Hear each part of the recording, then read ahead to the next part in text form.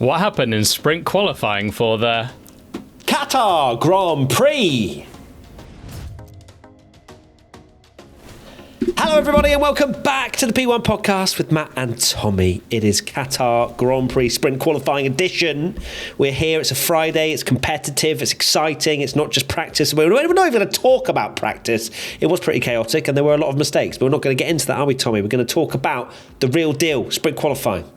The competitive sessions have begun already, and it was an unusual one actually. The particularly the final run was quite an odd watch, where you didn't think they were going to get another run, then they kind of did. But it was still an exciting session and lots to talk about as always in this season.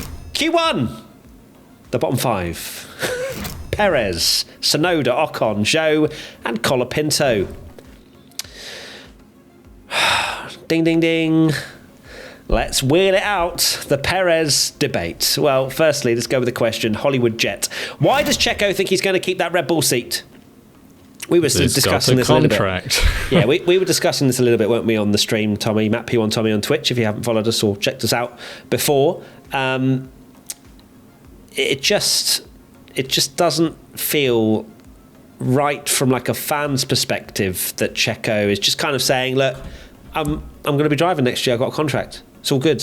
It doesn't even feel like there's any kind. It feels as though that whole like, my driving's not great is just out the window now, and it's just very much, well, I have a contract, deal with it kind of vibe. Which, I mean, I'm sure he's very bored of hearing the same questions, but also the same questions need to be asked because Red Bull has a driver that's just won the World Drivers' Championship, and Perez is out in Q1 again.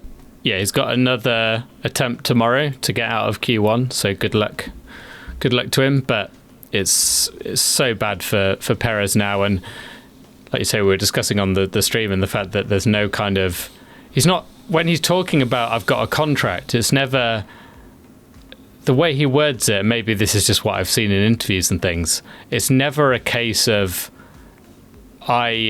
him almost acknowledging he's struggling and saying, well, I'm going to bounce back next year, I'm going to be better, I know I'm having there's no acknowledgement of his performance, and it's just kind of like, well, I don't care because I have a contract and I will continue to be rubbish and I don't care. That's the kind of that is the kind of perception, say that, but that is the perception off. Yeah. that he gives off, that he's kind of, screw the haters, I've got a contract so I don't care. And obviously with that, that's what causes us to go, well, it's clearly the money or the sponsorship or the power or something that's keeping you there. Yeah, and I hate to say it, but I think he might be then next year. But we keep changing it again and again. But it does feel like he's just not. I think he could well stay next year, I think, which would be insane because... A little swapperoo. I feel like a little swapperoo could be on the cards because Perez has nowhere else to go. I think Red Bull will, in my opinion, they cannot keep Perez there. They just can't. If they actually are a serious Formula One team that want to do well next year with both drivers, it's got to be a demotion for Perez, which I think he will have. Well, he will take, and he'll have to take. I completely disagree. You think he would go? He would go. Yeah, no chance. So he would rather stay in a Red Bull, be knocked out in Q1 every week, and be slandered for that than 100%, 1,000,000%. Okay, wow, 1,000,000%. Yeah. All right, well, we'll see next year. Next question, P1 Pitch member Alan Enderpay. Has Tsunoda's inconsistency not made him an eligible candidate for the second Red Bull seat? This is what Helmut Marko said in the run-up to this weekend, is that Tsunoda doesn't provide the stability that they need. Of course, Perez is providing that stability of constantly being knocked out and not scoring points, and maybe that's what they want, is just constant zeros. We don't need like a little zero then a victory. Far too unstable for our liking. Of course, it's not great to see Yuki down in 17th in the sprint quali, but this is what Formula One teams are happy to accept, at least most teams on the grid. A driver that can perform, can do something amazing, has the speed, sometimes makes the wrong decisions, sometimes makes mistakes, but that can be trained and harnessed. You harness that power of Yuki Tsunoda, but alas, they just seem to make any any kind of excuse and just run with that. And this will be another one that they'll run for the next 3 years of why Yuki Tsunoda didn't get the seat because he missed out in Q1 and SQ1 in Qatar. In one session, exactly. In regards to the inconsistency, no driver this year other than Max Verstappen, in my opinion, correct me if I'm wrong, has completely whitewashed their teammate. Maybe Alonso and Stroll to a point, but the drivers up and down the grid, we have moments where we're like, we banter about it, but like, oh, Sainz done better than Leclerc this week, or Piastri's done better than Norris, and all this kind of stuff. It happens, so I don't feel like just because Lawson's had one, performance now, it's like, yeah, Yuki's finished, get him in the bin, doesn't deserve the seat. It's this classic like knee-jerk reaction that's constant with it. And Tsunoda was 200ths off Lawson when he got knocked out. So it's not like he's been absolutely trounced by him. Next question, Ace Lared. Why is the gap so big between Ocon and Gasly?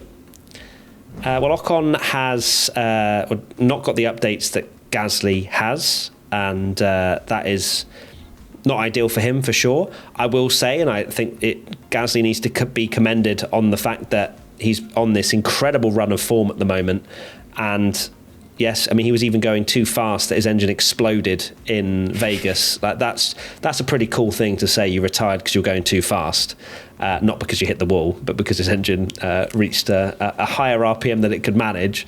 And Gasly, yeah, unbelievable. 8th place today in the sprint.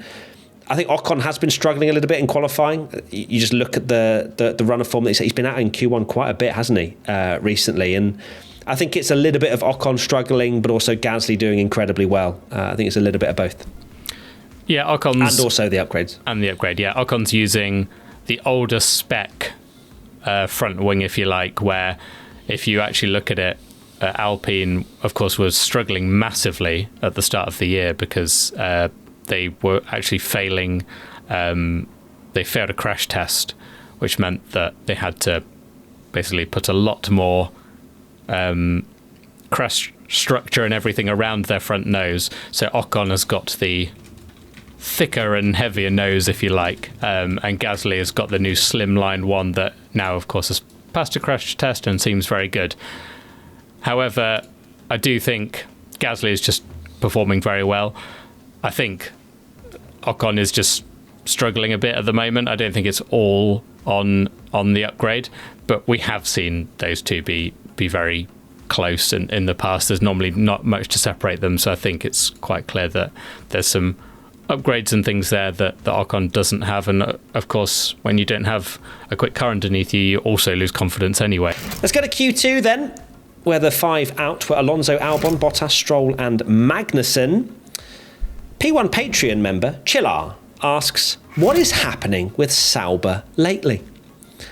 Unbelievable. That's back-to-back 13th places on the grid, isn't it? For Zhou previously and now Bottas in the sprint. World Championship for them. The thing is, it's not changing anything. It's literally not changing anything. They need to get points, don't they? It's not like they have another terrible team to try and beat for 0 points, is it? No. They are the only one with 0 points, and they are very much set, unless they do something very crazy, to be finishing 10th.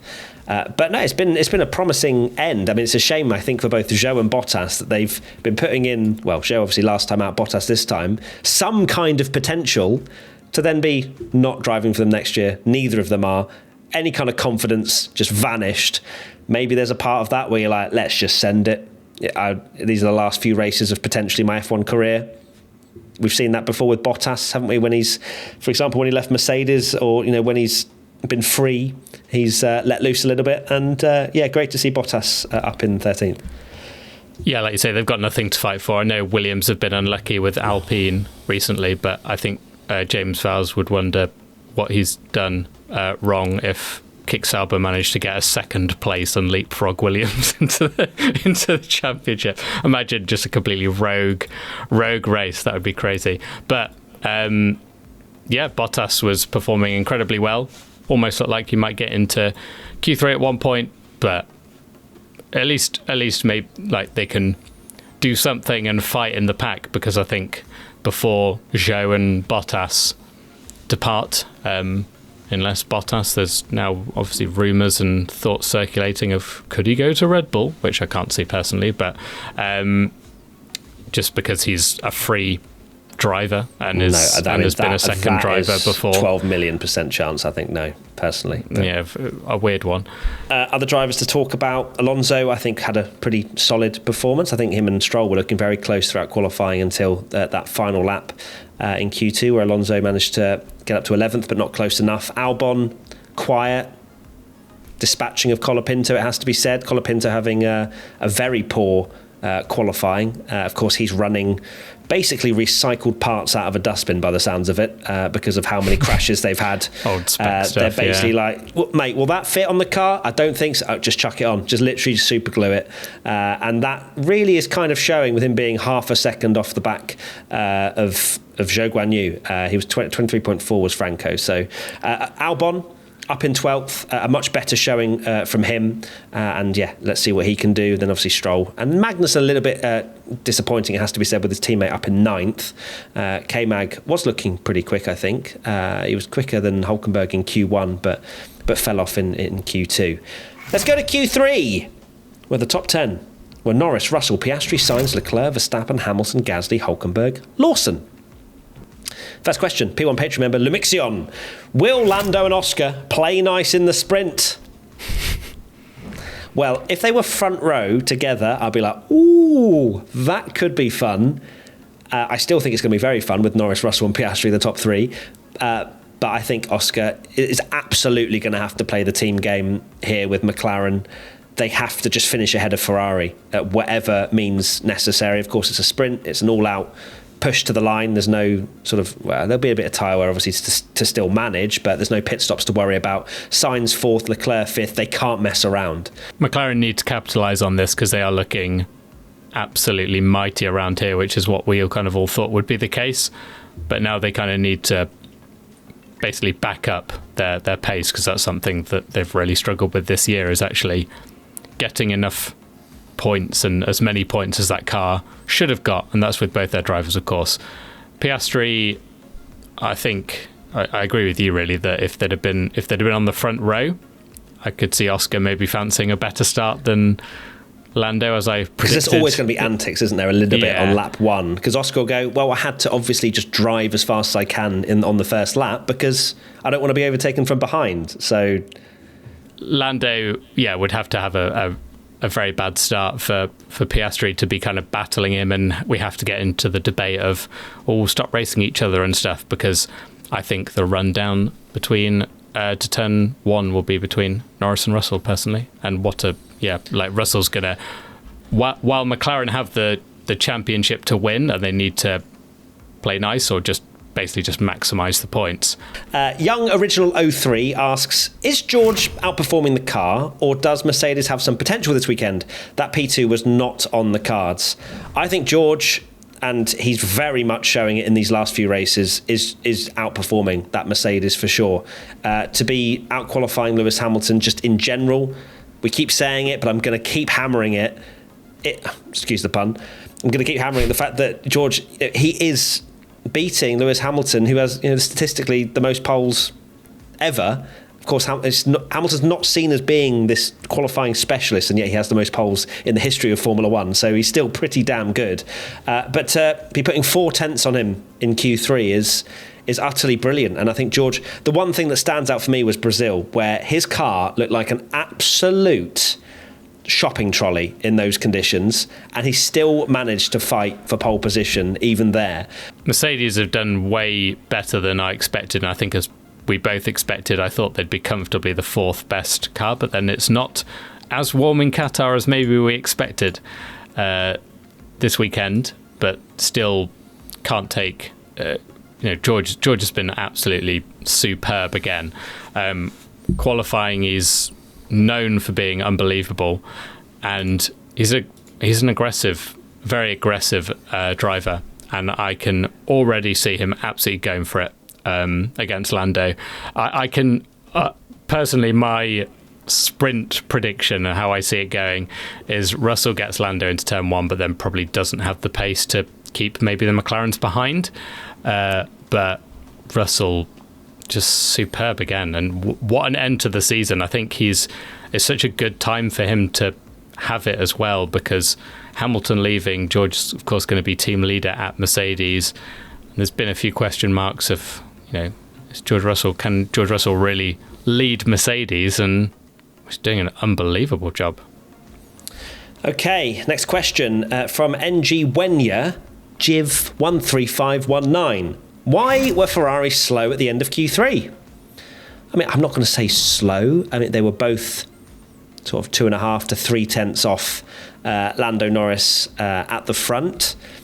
This is the beauty of sprint weekends, right? Just because they were quick in free practice 1, the only practice, the run plans are so different. Of course, they do a little soft tyre run at the end, but you don't know just how much they can improve over the course of this weekend, and that's something that will be interesting to see. They have limited data.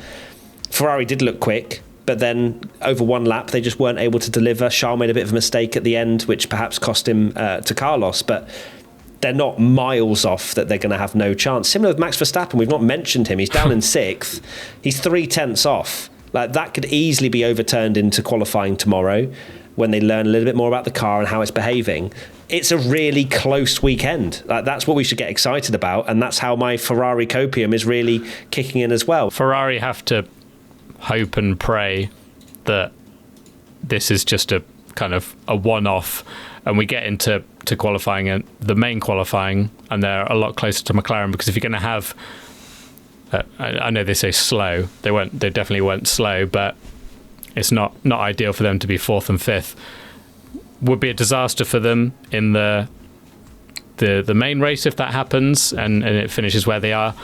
But you've got to think that with more data behind them, they'll have a whole sprint as well, and more running, you think Ferrari would be quicker. I think the concern for them is George Russell's popped himself in the mix with the McLarens looking so mighty and looking odds-on favourite surely to get a 1-2 tomorrow in the sprint.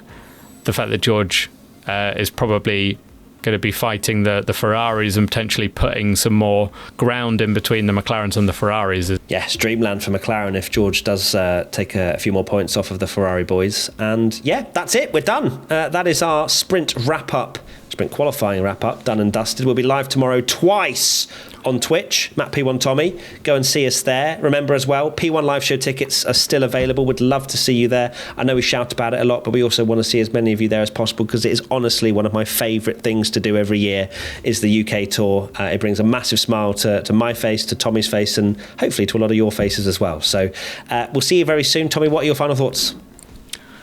Final thoughts are another shout out, but just all you lovely people that have bought merch and supported us through that as well. I know a lot of people have been kind of desperate for those beanies and things that we've kind of teased for a long time now, but all the other stuff as well. Great to see that the shop has gone down well with all the effort that we've put in. So good times. Yeah, thank you for the love on that, and go and check it out if you haven't already, mattp1tommy.com. And finally, because, well, actually no, we say bye and then I'll say this bit because it's for audio only. Bye YouTube! Bye!